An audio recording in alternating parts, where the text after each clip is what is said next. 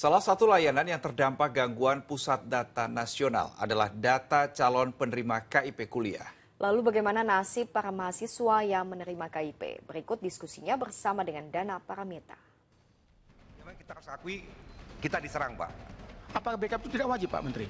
Ini masalah kebodohan, punya data nasional, tidak ada satupun backup. Peretasan pusat data nasional ternyata berimbas kemana-mana. Gara-gara nggak punya backup data, kini laman Kartu Indonesia Pintar Kuliah nggak bisa diakses. Nah loh, terus gimana dong nasib dari hampir 1 juta mahasiswa yang menggantungkan biaya kuliahnya pada KIP? Saya Dana Pramita, kita diskusi.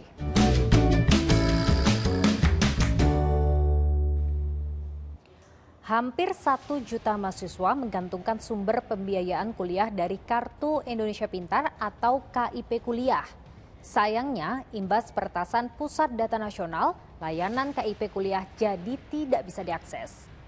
Menurut Ketua Komisi 10 DPR RI, dampak peretasan Pusat Data Nasional membuat layanan KIP Kuliah down dan tidak bisa diakses baik untuk proses pengajuan bagi mahasiswa baru maupun pencairan mahasiswa lama. Kami berharap ada terobosan dari Kemendikbudristek agar layanan KIP Kuliah bisa segera pulih.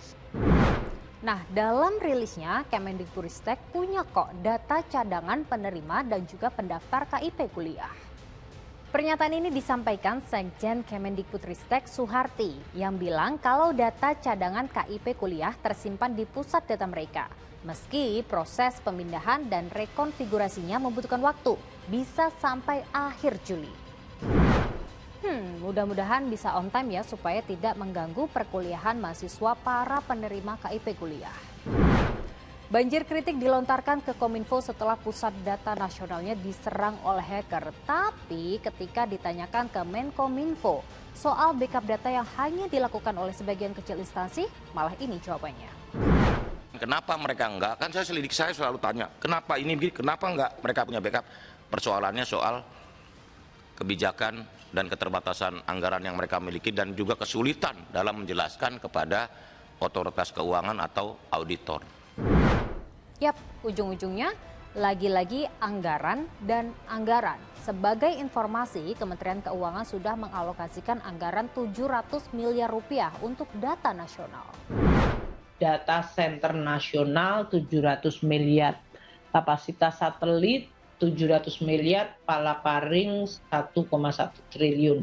Jadi belanja untuk Kominfo cukup besar, mendekati 5 triliun yaitu 4,9 triliun.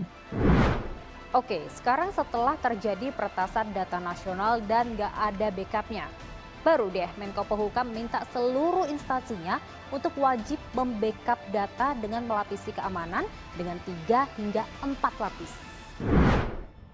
Setiap tenan atau kementerian juga harus memiliki backup. Ini mandatori, tidak opsional lagi.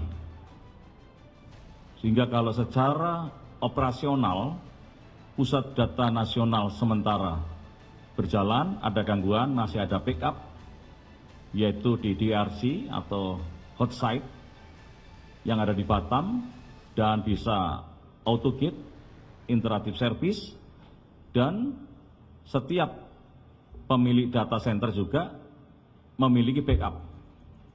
Sehingga paling tidak ada 3 lapis sampai 4 lapis backup tersebut. Kemudian juga akan kita backup dengan cloud cadangan. Cloud cadangan ini secara zonasi. Jadi nanti data-data yang sifatnya umum, kemudian data-data yang memang seperti statistik dan lain sebagainya, itu akan disimpan di cloud. Sehingga tidak penuh yang ada di data yang ada di PDN. Pemulihan dari peretasan data nasional harus segera dituntaskan. Saya berdiskusi dengan pakar digital forensik, mungkin nggak sih data yang sudah diretas kembali pulih? Backup data untuk sekelas PDNS ini mestinya sesuatu yang penting dan itu harus dilakukan sejak awal, alias itu bagian dari secure by design.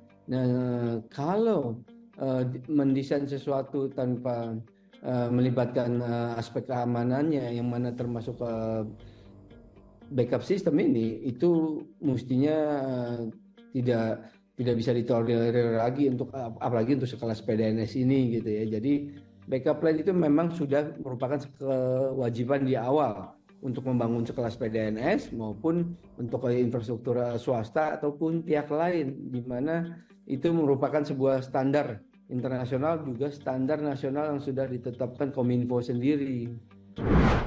Nah, ibaratnya nih data-data penting atau foto kita aja ada backupnya. Tapi ini yang krusial, pusat data nasional kok malah nggak ada backupnya? Nah, belajar dari kasus ini memang benar ungkapan lebih baik mencegah daripada mengobati, alias lebih baik nge-backup yang benar daripada satu Indonesia pusing kena dampaknya. Kalian setuju? Kita lanjut diskusi di kolom komentar ya.